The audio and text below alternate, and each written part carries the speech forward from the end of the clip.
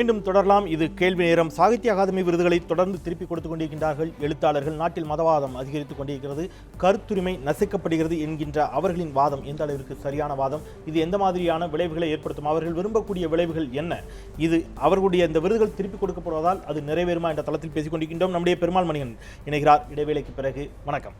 இப்போ இந்த விருதுகளை திருப்பி கொடுக்கக்கூடிய இந்த அவர்களுடைய ஒரு விதமான போராட்ட வடிவம், இந்த போராட்ட வடிவத்தை பற்றி உங்களுடைய பார்வை, இது எந்த அளவுக்கு சரியானது? இது அவர்கள் எதிர்பார்க்கக்கூடிய விளைவுகளை ஏற்படுத்துமா?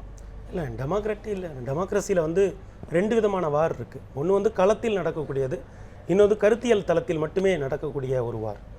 இப்போ இந்த விருதுகளை இவர்கள் எல்லாம் திருப்பி கொடுப்பது என்பது கருத்தியல் தளத்தில் நடக்கக்கூடிய ஒரு யுத்தம்.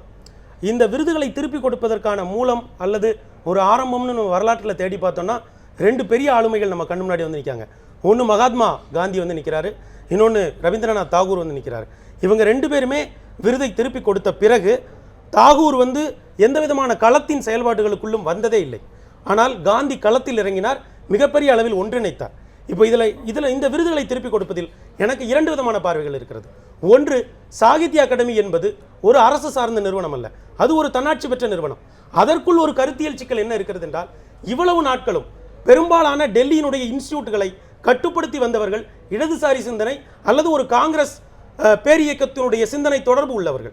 பெரும்பாலான விருதுகளை பெற்றவர்களுடைய பட்டியலை வைத்து நாம் பார்த்தோம் என்றால் அது தெள்ள தெளிவாக விளங்கும். இப்போது இந்தியாவில் நடக்கிற இந்த மதவாத சிக்கல்கள் கண்டிப்பாக எதிர்கொள்ளப்பட வேண்டிய சிக்கல்கள், கடுமையாக கண்டிக்கப்பட வேண்டிய சிக்கல்கள். ஆனால் விருதுகளை திருப்பி கொடுப்பது என்பது ஒரு மிகப்பெரிய செயல், மிகப்பெரிய ஜனநாயக செயல் என்று இந்த எழுத்தாளர்கள், குறிப்பாக நான் ஃபிக்ஷன் ரைட்டர்ஸ் கிளைம் பண்ணிக்கிறாங்க இல்லைங்களா? அது ரொம்ப வருத்தத்துக்குரிய செயல். ஏன்னால் ஜனநாயகம் என்பது ஒரு மிகப்பெரிய செயல்பாடு. நீங்கள் விருதுகளை திருப்பி கொடுப்பது என்பது ஒரு மிகச்சிறிய செயல். இதில் இன்னொரு விஷயம் இருக்குது. இப்போ தமிழ்நாட்டில் ஊடகங்கள் என்ன பண்ணுறாங்க, அல்லது தமிழ்நாட்டில் சிலர் தங்களுடைய சமூக வலைத்தளங்களை பயன்படுத்தி தொடர்ந்து ஒரு செய்தியை பரப்புகிறார்கள். தமிழ்நாட்டில் இன்னமும் ஒரு பெரிய எழுச்சி வரவில்லை, யாரும் விருதுகளை திருப்பி இதுவே ஒரு பாசிச சிந்தனை தானே. கொடுப்பதற்கான ஒரு அழுத்தத்தை நீங்க விருதுகளை திருப்பி கொடுக்கணும் நீங்க சொல்றதுக்கு யாரு? அந்த விருது வாங்குற அளவுக்கு அவருக்கு சிந்தனை இருக்கு, அப்போ அவரு திருப்பி கொடுக்கறத நீங்க எப்படி அதை சொல்லலாம்? இல்லை, இப்போ கொடுத்தவர்கள் தங்களுடைய எதிர்வினைகளை வேறு எவ்வாறு ஆற்ற முடியும்? முதல் சுற்றில் தமிழ்ச்செல்வன் தான் வச்சாரு. அவர்களிடம் இருக்கக்கூடிய ஆயுதம் என்ன? அவர்களுடைய பிரைடு, ஒரு பெருமையாக இருக்கக்கூடிய அதுதான் நான் பார்க்கிறேன். அந்த விருதுகளே எங்களுக்கு வேண்டாம் என்று திருப்பி இவங்க இந்த அரசை அவமானப்படுத்த வேண்டும் அல்லது தங்களுடைய எதிர்வினையை இவ்வாறு ஆற்ற வேண்டும் அப்படிங்கிறத தாண்டி அவங்க களத்துக்கு போராட முடியும். அவங்க அரசியல் தலைவர்கள் அல்ல. இப்போ இது மட்டும் தானே கையில் இருக்கக்கூடிய ஆயுதம், அதைத்தான் அவங்க பிரயோகப்படுத்த முடியும். இல்லை, இந்த சொஃபிஸ்டிகேட்டடான இடத்தை விட்டு எழுத்தாளர்கள் வர்றதே இல்லை. எப்படி தெரியுங்களா? நாங்கள் விருது வாங்கணும், எங்களை யாரும் கொண்டாடலை அப்படிம்பாங்க. முதல் ஒரு குற்றச்சாட்டு. நீங்கள் இந்த விருதோட வரலாறை பார்க்கலாம். நான் விருது வாங்கினேன், இந்த தமிழ் சமூகம் அல்லது இந்திய சமூகம் எழுத்தாளனை கொண்டாடுவதே இல்லை. இப்போது நான் விருதை திருப்பி கொடுக்கிறேன், என்னை இவர்கள் கொண்டாடுவதில்லை. இது என்ன மனநிலை? எழுத்தாளர்கள் அவர்களுடைய நாற்காலிகளை விட்டு இறங்கி மக்களோடு என்றைக்கு உரையாடுகிறார்கள்? அப்புறம் இவங்க எல்லாருமே நான் ஃபிக்ஷன் ரைட்டர்ஸ். இவங்க எல்லாருமே ஃபிக்ஷன் ரைட்டர்ஸ். பெரும்பாலானவங்க நான் ஃபிக்ஷன் ரைட்டர்ஸ் கிடையாது.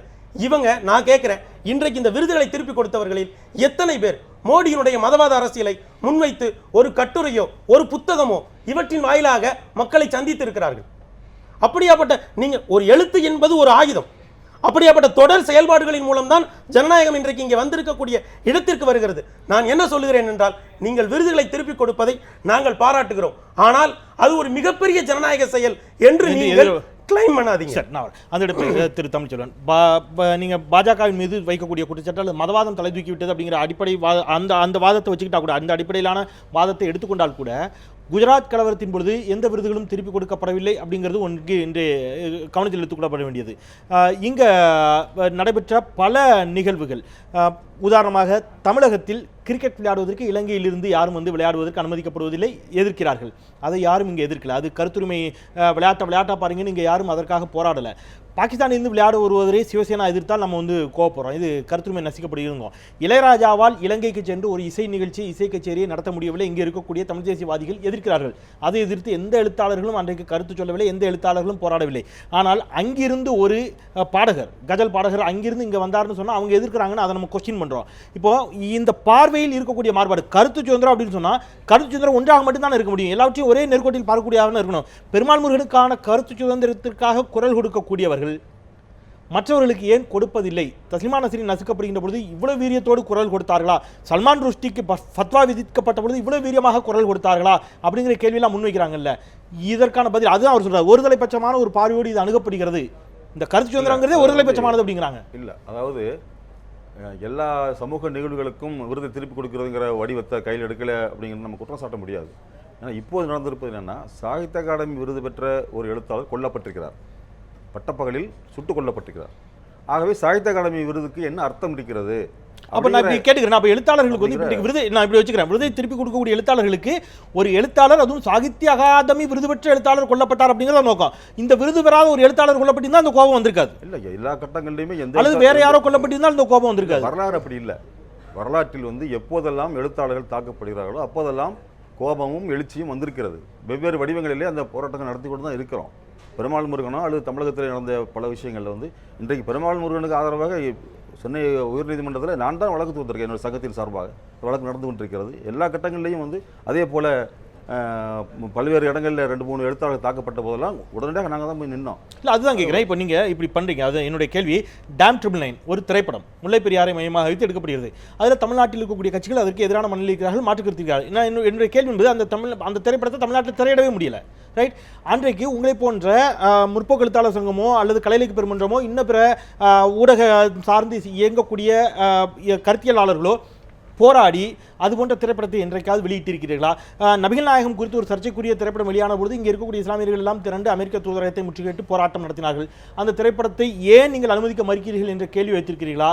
ஜீசஸ் கிறிஸ்ட பற்றி அந்த மாதிரியான படம் வந்திருக்கிறது, அப்போ நீங்கள் கேள்வி வச்சிருக்கிறீங்களா அப்படிங்கிறது அவங்களுடைய கேள்வியாக இருக்குது. இல்லை, அதான் நீங்கள் தாமுயகசா எங்களுடைய அமைப்பு வந்து இந்த நீங்கள் குறிப்பிட்ட அத்தனை இஷ்யூஸ்லையும் நாங்கள் அதை வன்மையாக கண்டித்திருக்கிறோம். கண்டன கூட்டங்கள் நடத்திருக்கிறோம், சென்னையிலே நடத்திருக்கிறோம். அது எந்த மீடியாவும் கவர் பண்றது இல்லைங்கிறதா எங்களுடைய சோகமே. இல்ல, எங்களுக்கு கவர் பண்ற மாதிரி இந்த விஷயம் சரியா வந்துடுது, அது ஏன் வரல அப்படிங்கிறதா கேட்குறேன். ஆமா, இல்ல, இது வந்து ஒரு பெரிய ரைட்டர்ஸ் அகில இந்த அளவில் அசோக் வாஜ்பாய் எல்லாம் வந்து ஒரு நாடறிந்த ரைட்டர், சச்சிதானந்தன் வந்து ஒரு நேஷனல் லெவலான ஃபிகர். ஸோ அவங்க பண்ணும்போது அது வெளியே வருது.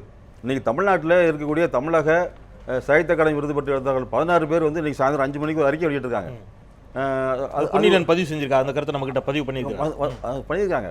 ஸோ ஆகவே எல்லா காலங்களிலையும் இந்த மாதிரியான தாக்குதல் நடக்கும்போது எல்லாமே எழுத்தாளர்கள், எங்களுடைய எழுத்தாளர் அமைப்பு போன்றவை எல்லாம் தொடர்ந்து போராடி கொண்டு தான் இருக்கிறோம்.